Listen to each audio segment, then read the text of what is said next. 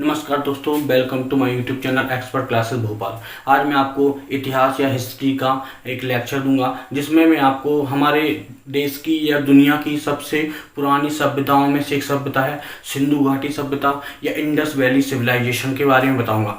इसको शुरू करने से पहले आप मेरे चैनल को सब्सक्राइब कर दें, लाइक करें, कमेंट करें, लेकिन बेल आइकन दबाना ना भूलें, क्योंकि बेल आइकन दबाएंगे तो सबसे पहला नोटिफिकेशन आपको मिलेगा। क्योंकि जो भी वीडियो बनाऊंगा उसकी जानकारी होना जरूरी है, आपको सबसे पहले नोटिफिकेशन मिलेगा। बेल आइकन दबाएं, ठीक। इसके बाद इंडस वैली सिविलाइजेशन की बात की जाए या सिंधु घाटी सभ्यता की बात की जाए तो सिंधु घाटी सभ्यता दुनिया की सबसे पुरानी सभ्यताओं में से एक है, ये सबको पता है। बट सिंधु घाटी सभ्यता, इसका नाम कैसे पड़ा, इसको इंग्लिश में इंडस वैली सिविलाइजेशन कहते हैं। सबसे पहली बात, सिंधु घाटी सभ्यता का नाम इसलिए सिंधु घाटी सभ्यता पड़ा क्योंकि यहाँ पर एक हिंदू कुश पर्वत, सिंधु घाटी सभ्यता जो हमारी फैली हुई थी, आज का जो पाकिस्तान है वहाँ और अफगानिस्तान तक फैली हुई थी। इसलिए अफगानिस्तान और पाकिस्तान पे एक पर्वत है, इसका नाम है हिंदू कुश पर्वत। मैं आपको बताऊंगा वो हिंदू कुश पर्वत क्या है। हिंदू कुश पर्वत, तो हिंदू कुश पर्वत क्या था कि दुनिया में माइनर एशिया या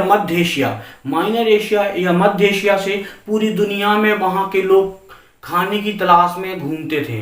जब खाने की तलाश में घूमते थे तो वहाँ के लोग हर जगह गए। जब हर जगह गए तो वहाँ से होते होते वो भारत तक या हिंदू कुश पर्वत तक भी आए। जब वो हिंदू कुश पर्वत तक आए तो वहाँ उनको उनके वातानुकूल, मतलब उनके रहने के हिसाब से उन्हें एक एटमॉस्फेयर मिल गया, जगह मिल गया। कहाँ? हिंदू कुश पर्वत के आसपास। क्योंकि इनको सबसे ज्यादा प्रॉब्लम ये थी कि मध्य एशिया में या माइनर एशिया में एक प्रॉब्लम बहुत ज्यादा हो रही थी। वहाँ सर्दी बहुत पड़ने की वजह से इन्हें रहने में प्रॉब्लम हो रही थी, खाने में प्रॉब्लम हो रही थी। तो जैसे ही ये सिंधु कुश या हिंदू कुश पर्वत के पास पहुंचे तो वहाँ इनको इतना अच्छा मौसम मिला, इतनी अच्छी प्रकृति मिली कि ये वहाँ रहने लगे। जब वहाँ रहने लगे तो इनकी कुछ चीज़ों की पूर्ति हुई, जैसे रोटी कपड़ा और मकान, ठीक है। जब इनकी वहाँ रोटी कपड़ा और मकान पूर्ति हुई तो ये बहुत फैलने लगे। अब जब फैले तो ये ट्रिंगल आकार में फैले। कैसे फैले? कोई अगर आपसे पूछते हैं इनका आकार कैसा था तो ये ट्रिंगल आकार में फैले। ट्रिंगल आकार ऐसा है कि एक इनका कोना था और बोला जाए तो ये था पाकिस्तान के बलूचिस्तान, यहाँ यूपी के मेरठ और जम्मू कश्मीर। ये ट्रिंगल आकार में फैले तो इनको कैसी सभ्यता कहा जाता है? इसे ट्रिंगल आकार की सभ्यता भी कहा जाता है। कैसी सभ्यता कहा जाता है? ट्रिंगल आकार की सभ्यता भी कहा जाता है। अब सिंधु घाटी की बात की जाए तो सिंधु घाटी के लोग सिंधु से हिंदू बन गए। हिंदू कैसे बन गए? क्या आप ध्यान रखना, सिंधु घाटी के लोग थे, उन लोगों को जो शाकोहा यूनानी जब भारत में आए तो वो शाकोहा बोलते थे। क्या बोलते थे? शाकोहा बोलते थे। तो शाको जब वो हा बोलते थे तो वो सिंधु से हिंदू कहलाने लगे। तो इसलिए हम सिंधुवासी हिंदू कहलाते हैं और हम सब लोग सनातनी कहलाते हैं। हिंदू मतलब सनातनी। हिंदू कोई जाति धर्म नहीं, हमारा जाति धर्म वैसे सनातनी है। हम लोग हिंदू अपने आप को बोलते हैं। अब सिंधु की बात की जाए तो सिंधु में 4 प्रकार की जो मानी जाती मेन वो जातियां या 4 प्रकार के लोगों को जोड़ा गया है। अब वो 4 प्रकार प्रोटो ऑस्ट्रेलाइट, मंगोलाइट, अल्पाइन और भूमध्य सागरी। मैं अभी इसको लिख के बता दूंगा। प्रोटो ऑस्ट्रेलाइट, मंगोलाइट, अल्पाइन और भूमध्य सागरी, ये 4 प्रकार की प्रजातियों से मिलकर हमारी सिंधु घाटी सभ्यता बनी। प्रोटो ऑस्ट्रेलाइट, मंगोलाइट, अल्पाइन और भूमध्य सागरी, ये 4 प्रकार की प्रजातियों से बन के हमारी सिंधु घाटी सभ्यता बनी। और एक और बहुत सोचने वाली बात है, सिंधु घाटी सभ्यता में अभी तक 1500 शहर खोज लिए। कितने शहर खोज लिए? 1500 शहर। तो मैं आपको एक एक क्वेश्चन कवर कर रहा हूं। मैंने कुछ क्वेश्चन इंपोर्टेंट क्वेश्चन निकाले हैं और उन एक एक क्वेश्चन को मैं कवर कर रहा हूं। सारे क्वेश्चन को मैं समझाऊंगा। इसके केवल क्वेश्चन है, आंसर नहीं है। मैं आंसर आपको समझा रहा हूं एक एक क्वेश्चन पढ़ के। जैसे पहला इसका क्वेश्चन है, कैसे पता चला? तो पहला क्वेश्चन है कैसे पता चला। तो सिंधु घाटी सभ्यता का पता कैसे चला? देखो, सिंधु घाटी सभ्यता का पता चला 1856 में, 1856 में। ये 1856 ईस्वी में, एडी में। ब्राउन बंधु, 2 अंग्रेज थे, ब्राउन बंधु। जब ब्राउन बंधु नामक 2 अंग्रेज थे, ये रावण बंधु, उन्हीं को रावण बंधु कहा जाता है, उनको ब्राउन बंधु कहा जाता है।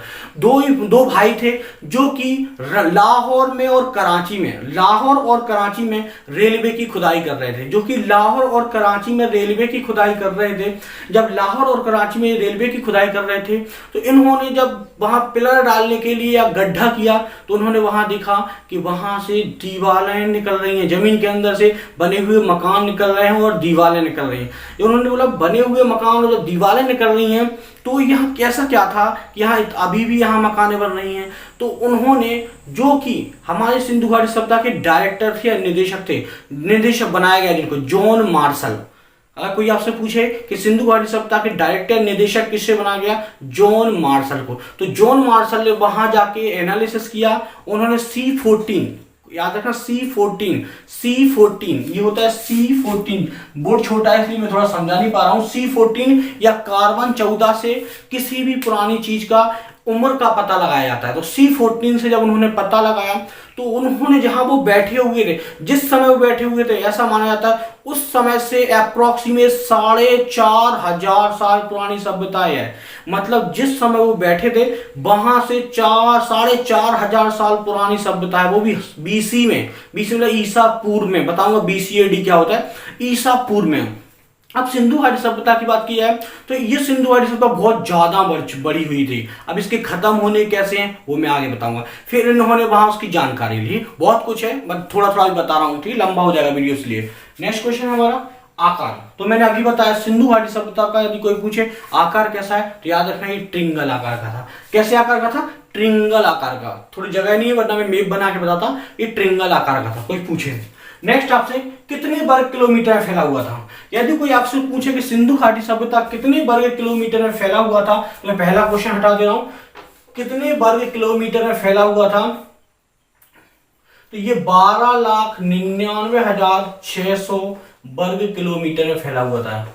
12,99,600 वर्ग किलोमीटर में फैला हुआ था। सिंधु घाटी सभ्यता 12,99,600 वर्ग किलोमीटर में फैली हुई थी, अगर कोई आपसे पूछे, और ट्रिंगल आकार में फैली हुई थी। ट्रिंगल आकार ऐसा था, इसका ऐसा आकार था, ट्रिंगल आकार में फैली हुई थी। अब इसकी बात की जाए, नेक्स्ट क्वेश्चन है सिंधु घाटी सभ्यता या यह सभ्यता कैसी थी, कच्ची या पक्की। तो यदि कोई आपसे पूछे सिंधु घाटी सभ्यता की नगर नियोजन या वहां की नगर शहर कैसे हुआ करते, तो आपको ध्यान रखना सिंधु घाटी सभ्यता के नगर पक्के हुआ करते थे, पक्की नालियां हुआ करती थी, पक्की ईंट से बने थे। कोई कच्ची सभ्यता नहीं थी, ये पक्की सभ्यता थी, पक्की ईंट से बनी हुई थी। इनका एक स्ट्रक्चर बहुत अच्छा था। जैसे शहर शुरू होता है वहां एक डस्टबिन या कचरा पेटी थी, और जैसे शहर खत्म होता था वहां डस्टबिन या कचरा पेटी हुआ करती थी। इनकी नालियां बाकायदा गंदगी ना फैले ऊपर से पटी हुई, पटी मतलब उसको छाप कर दिया गया, लेप कर दिया गया, उसको ढांक दिया गया, पटी हुई थी। इसको सिंधु घाटी सभ्यता की बात किया तो सिंधु घाटी सभ्यता के लोग बहुत डेवलप थे, इतने डेवलप थे उस जमाने में, ये लोग हीरे तराशने का काम करते थे। मैं बताऊंगा अभी कहां और कैसे। ये लोग हीरे तराशने का काम करते थे, इतने डेवलप थे। इनके विदेशों से व्यापार चलते थे, ये इतने डेवलप थे। अपन नेक्स्ट क्वेश्चन करते हैं। अगला क्वेश्चन है अपना लिपि। सिंधु घाटी सभ्यता की लिपि क्या थी। लिपि मतलब होता है written language, written language. Sindhu सभ्यता की रिटन लैंग्वेज कौन सी थी, तो सिंधु सभ्यता की रिटन लैंग्वेज हुआ करती थी पिक्टोग्राफी। क्या होती थी, पिक्टोग्राफी, पिक्टोग्राफी, इसको इंग्लिश में बोलते हैं पिक्टोग्राफी।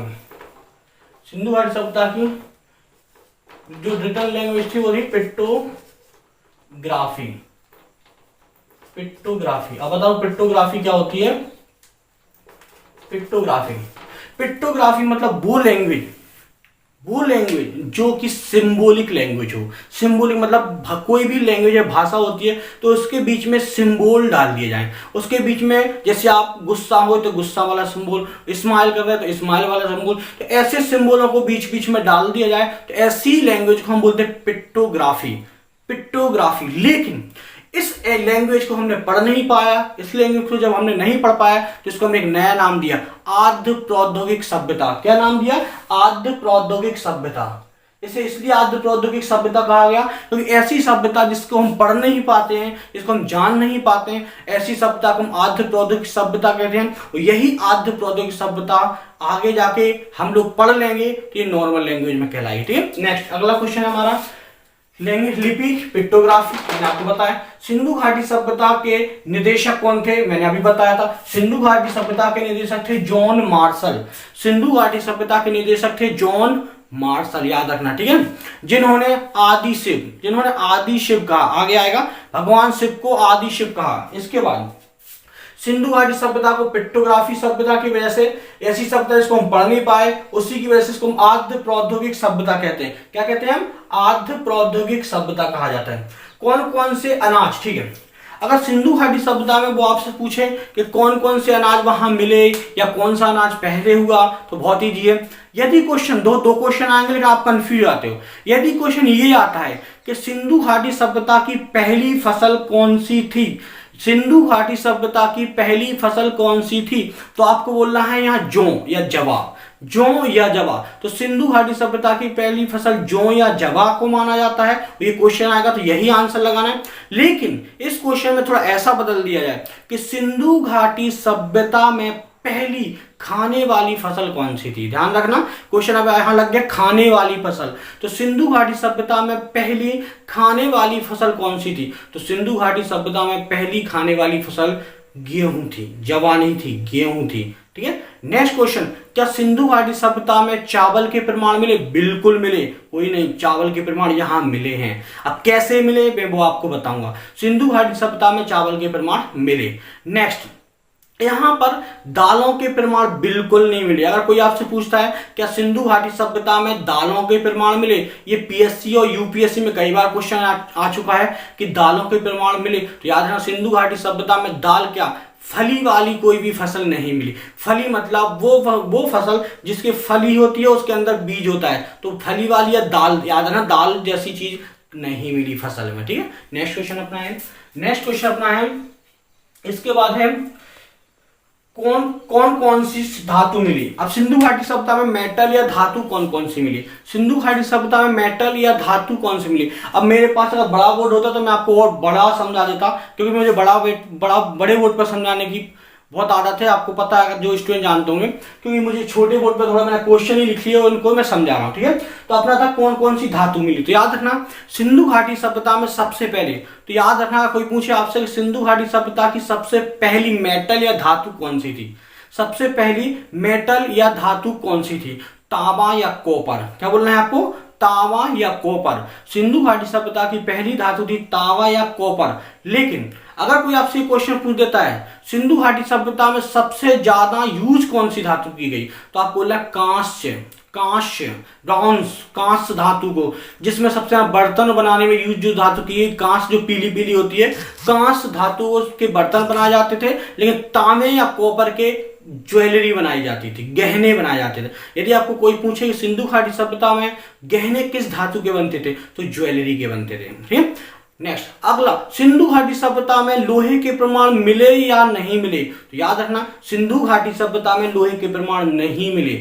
सिंधु घाटी सभ्यता में लोहे के प्रमाण बिल्कुल भी नहीं मिले। उसका कारण क्यों नहीं मिले, उसका कारण बता रहा हूं, इसलिए नहीं मिले क्योंकि पृथ्वी के लोहा जो पाया जाता है 2900 किलोमीटर के नीचे पाया जाता है, किलोमीटर, मीटर भी नहीं, 2900 किलोमीटर के नीचे पाया जाता है। और ऐसी कोई जगह नहीं है भारत में जहां से 2900 किलोमीटर नीचे से कोई चीज आ रही हो। तो पृथ्वी के 2900 किलोमीटर नीचे से क्या आता है, ज्वालामुखी। ज्वालामुखी में मैग्मा या लावा आता है। जब ज्वालामुखी फटता है तो उसमें मैग्मा या लावा आता है, जिससे लोहा बाहर आता है। आजकल तो हम लोग निकालने लगे, जिससे लोहा बाहर आता है। और जब लोहा बाहर आता है तो पता पड़ता है कि पृथ्वी से लोहा। तो यहाँ ऐसी कोई हमारे भारत में सिंधु घाटी सभ्यता के एरिया में किसी प्रकार का कोई ज्वालामुखी नहीं था, इसलिए सिंधु घाटी सभ्यता में लोहे के कोई प्रमाण नहीं मिले। समझ में आया। नेक्स्ट क्वेश्चन है हमारा, अगला क्वेश्चन है हमारा यूकेलिप्टिक। सिंधु घाटी सभ्यता में यूकेलिप्टिक या नीलगिरी, सबको पता है सिंधु घाटी सभ्यता में यूकेलिप्टिक या नीलगिरी के पेड़ों का क्या महत्व था। मैं इसके लिए थोड़ा फास्ट पढ़ा रहा हूं क्योंकि वीडियो ज्यादा लंबा खिंच जाएगा। ठीक, यूकेलिप्टिक का क्या महत्व था, तो नीलगिरी के पेड़ों का महत्व इसलिए, या इस यूकेलिप्टिक का, इसका महत्व बहुत ज्यादा था। जब इनके इंटरनेशनल व्यापार चलते थे तो ये जहाजों से जाते थे, पानी के थ्रू जाते थे अगर, तो ये जहाजों से जाते थे। और यूकेलिप्टिक का पेड़ सीधा होता है, तो ये लोग क्या करते थे, यूकेलिप्टिक का जो पेड़ होता है सीधा, उससे नाव या जहाज बनाते थे। इसको काट के ऐसी डिजाइन दे देते थे, तो उसमें बिना जोड़ के, क्योंकि इनके पास जोड़ के लिए तो कुछ था नहीं, ये बिना जोड़ के, ये लोग बिना जोड़ के नाव बना देते थे। इसलिए यूकेलिप्टिक के पेड़ का बहुत महत्व था। यूकेलिप्टिक के पेड़ आप लोगों ने देखे होंगे पहले सरकारी संस्थानों में लगे रहते थे, अब लेकिन यूकेलिप्टिक के पेड़ों को हटा दिया गया, गवर्नमेंट ने इनको कटवा दिया गया। क्यों कटवा दिया, क्योंकि इन पेड़ों को वाटर लेवल का संकटग्रस्त कहा जाता है। वाटर लेवल का मतलब ये जमीन के 200 फीट नीचे से भी पानी को खींच लेते हैं, इसलिए इनको कटवा दिया गया है। इसको पृथ्वी का संकटग्रस्त या जल संकटग्रस्त पेड़ कहा जाता है। ध्यान रखने, क्वेश्चन बहुत बनता है, ठीक है। इसके बाद नेक्स्ट है गुलाम का कैसे पता चला। अब गुलाम का कैसे पता चला कि यहाँ गुलाम हुआ करते थे, तो मैं जगह भी बताऊंगा नेक्स्ट वीडियो में कि उनका पता कैसे चला, ये बता दे रहा हूं मैं। गुलाम का ऐसे पता चला कि यहाँ पर जो घर बने हुए हैं वो 3 टाइप के बने हुए हैं। एक थोड़ा बड़ा घर, फिर एक उससे छोटा घर, और एक ऐसा घर जिसमें 1 या 2 व्यक्ति रहा करते थे, और वहां ऐसी भी कुछ चीजें मिली यहाँ बांध के रखा जा सकता था, और वहां ह्यूमन बॉडी के स्केलेटन मिले, जिसका मतलब यहाँ लोगों को बांध के रखा जाता था। और लोगों को बांध के रखना मतलब गुलाम बना के रखना। तो ऐसा माना गया जो छोटे छोटे घर थे उसमें लोगों के स्केलेटन या बॉडी स्ट्रक्चर के कुछ पार्ट मिले, जिससे पता चला कि इनको यहाँ बांध के रखा जाता था, मतलब यहाँ गुलाम हुआ करते थे। तो सिंधु घाटी सभ्यता से ही गुलाम प्रथा को चलाया जा रहा है, ठीक। नेक्स्ट अपना क्वेश्चन है, नेक्स्ट क्वेश्चन हमारा है विदेशी व्यापार का कैसे पता चला। नेक्स्ट क्वेश्चन हमारा है विदेशी व्यापार का कैसे पता चला। अब विदेशी व्यापार का कैसा पता चला कि हमारे उधर और इधर कैसे व्यापार होते हैं, एक देश से हम दूसरे देश में व्यापार कैसे करते, बहुत ईजी है। विदेशी व्यापार का ऐसे पता चला जैसे अपन नील नदी और यहाँ पर सिंधु घाटी पे, तो यहाँ भारत के जो, ध्यान रखना, यहाँ जो भारत की मुद्रा है उस भारत की मुद्रा कहाँ मिली, नील नदी में, या फिर नील नदी में, अमेजन नदी में। और वहां की मुद्रा या करेंसी कहाँ मिली, भारत की सिंधु घाटी सभ्यता में। तो यहाँ की करेंसी वहां मिली और वहां की करेंसी यहाँ मिली, मतलब वहां के बंदरगाह पर, पोर्ट पर हमारे यहाँ की करेंसी मिली, यहाँ के बंदरगाह या पोर्ट पर वहां की करेंसी मिली। जिस हमारे यहाँ पोर्ट को सिंधु घाटी में कलुहा कहा जाता है, ये कलुहा कहा जाता है, बताऊंगा क्या कहा जाता है। तो याद रखना, ऐसे में पता चला कि इनका, हमारे सिंधु घाटी सभ्यता के लोगों का इंटरनेशनल अंतरराष्ट्रीय व्यापार चलता था कि वहां की मुद्रा हमारे यहाँ मिली और हमारी मुद्रा वहां मिली, इसलिए हमें पता चला कि अंतरराष्ट्रीय व्यापार हुआ करते थे इन लोगों के, ठीक है। नेक्स्ट अपन चलते हैं। नेक्स्ट क्वेश्चन है मोहनजोदड़ो का अर्थ क्या है। मोहनजोदड़ो या मोहनजोदाड़ो, मोहनजोदड़ो मूवी भी आपने देखी थी, उसमें तो बहुत कुछ गलत बताया। तो मोहनजोदड़ो का अर्थ क्या है, याद रखना, मोहनजोदड़ो का अर्थ है मृतों का टीला, डेथ ऑफ वैली। क्या बोला, मृतों का टीला या डेथ ऑफ वैली। मृतों का टीला मतलब होता है यहाँ पर 38 शव मिले थे, स्केलेटन मिले एक साथ जब स्केलेटन और शव मिले तो हम लोगों ने मोहनजोदड़ो को डेथ ऑफ वैली कहा जाता है, और इसको फिर डेथ ऑफ वैली कहा या मोहनजोदड़ो कहा गया, ठीक है। इसके बाद यहाँ के जो कब्रिस्तान मिले या जो कब्रें मिली वो एच आकार की मिली। कोई आपसे पूछे वो कैसी थी, तो वो एच आकार की थी। कैसी थी, एच, ऐसा बना और ऐसे बीच में कटी हुई थी। तो यहाँ की कब्रें एच आकार की मिली। कोई आपसे पूछे यहाँ की कब्रों की डिजाइन कैसी थी, तो एच आकार की थी। उनके साथ अगर कोई मर जाता था तो उसके, राजा जैसे मरा तो राजा की बहुत सारी संपत्ति उसको रख दी जाती थी साथ में कब्र में, क्योंकि लोगों का मानना ये था कि ये दूसरे जन्म में इसको काम आएंगी या मरने के बाद इसको काम आएंगी। तो याद रखना, पूछा जाता है। अगला क्वेश्चन, नेक्स्ट क्वेश्चन हमारा है नखलिस्तान का मतलब क्या होता है। नखलिस्तान वर्ड आता है, आप लोगों ने बॉर्डर मूवी देखी होगी, उसमें एक वर्ड आया था नखलिस्तान। यहां भी मैं बता रहा हूं नखलिस्तान क्या होता है। नखलिस्तान का मतलब होता है ऐसी जगह, क्वेश्चन ध्यान सुनना, नखलिस्तान का मतलब होता है ऐसी जगह जहां रेगिस्तान में भी हरियाली हो। याद रखना, नखलिस्तान का मतलब होता है ऐसी जगह जहां रेगिस्तान में भी हरियाली हो, उस जगह को नखलिस्तान कहा जाता है। उस जगह को नखलिस्तान कहा जाता है। जहां रेगिस्तान में हरियाली हो उसे नखलिस्तान कहा जाता है, याद रखना। और सिंधु घाटी सभ्यता का नखलिस्तान हड़प्पा को कहा जाता है, याद रखना, ठीक है, हड़प्पा को कहा जाता है। नेक्स्ट अगला क्वेश्चन है राजनीति कैसी थी। कुछ नहीं थी, यहाँ की राजनीति जो हुआ करती थी वो व्यापार आधार पर थी। जो पैसे वाला था उसकी राजनीति चलती थी, मतलब जो जितना पैसे वाला उसकी उतनी राजनीति चलेगी। समझ में? राजनीति बस ऐसी थी कि जिसके पास जितना पैसा हो जाएगा वो उतने बड़ा राजनेता हो जाएगा, उसकी समाज में चलना शुरू हो जाएगी, वो ऐसी राजनीति हुआ करती थी। नेक्स्ट है धार्मिक स्थिति। इनकी धार्मिक स्थिति ऐसी थी, अगर सिंधु घाटी सभ्यता की धार्मिक स्थिति की बात की जाए तो सिंधु घाटी सभ्यता की धार्मिक स्थिति ऐसी थी कि ये पेड़ पूजा, वृक्ष पूजा या मूर्ति पूजा, ये पेड़ पूजा या वृक्ष पूजा और मूर्ति पूजा करते थे। और धर्म के मामले में ये बहुत भगवान को मान, सूर्य देवता को, इनके उषा के देवता को, इंद्र देवता को, ये और सबसे पवित्र इन्होंने माना है तो वो माना है शंकर जी के नादिया बाबा को। क्या किसको?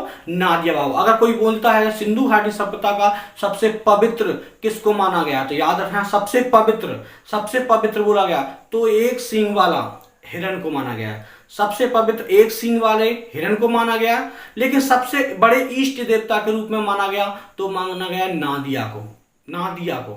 समझ में? यदि कोई आपसे पूछेगा, यहाँ पर तो अलग अलग देवताओं को बताया गया, मैं नेक्स्ट वीडियो में कुछ बड़ा करके बताऊंगा कौन कौन से देवताओं, अभी मैं शॉर्ट में बता रहा हूँ इसका बारे। नेक्स्ट है मूर्ति और वृक्ष पूजा यहाँ होती थी, मैंने बता दिया। इनकी पारिवारिक स्थिति या सामाजिक स्थिति कैसी थी? इनकी पारिवारिक और सामाजिक स्थिति, ये संयुक्त परिवार में नहीं रहते थे। संयुक्त परिवार में नहीं रहते थे मतलब ये परिवार बना के नहीं रहते थे। जैसे इनका परिवार बन जाता था ये अलग हो जाते थे, मतलब ये एकल परिवार में रहा करते थे, ये संयुक्त परिवार में नहीं रहते थे। ये क्वेश्चन बनता भी है कि सिंधु घाटी सभ्यता के लोग संयुक्त परिवार में रहते थे या एकल परिवार में रहते थे? तो ये संयुक्त परिवार में नहीं रहते थे, ये हमेशा एकल परिवार में रहा करते थे। समझ में आया? ये पूछा जाता कई बार। इसके बाद कितने शहरों, तो सिंधु घाटी सभ्यता के कितने शहरों को अभी तक खोजा जा चुका है? तो सिंधु घाटी सभ्यता के अभी तक, ध्यान रखना, सिंधु घाटी सभ्यता के अभी तक 1500 शहर खोज लिए। कितने? 1500 शहर खोज लिए गए हैं। यदि कोई आपसे पूछता है कि सिंधु घाटी सभ्यता के कितने शहर खोज लिए गए हैं, तो 1500 शहरों को खोज लिया गया है। इसके बाद मैं आपको नेक्स्ट वीडियो में सिंधु घाटी सभ्यता की कोशिश करूंगा 20 शहरों को कवर करने की, और किस शहर में किस चीज को पाएगा वो भी कवर करने की मैं कोशिश करूंगा। ठीक है? इसके बाद अगर आपको वीडियो अच्छा लगा हो तो लाइक करें, सब्सक्राइब करें और बेल आइकन को दबाना ना भूलें, क्योंकि आप बेल आइकन को दबाओगे तो सबसे पहला नोटिफिकेशन आपको मिलेगा। Thank you class.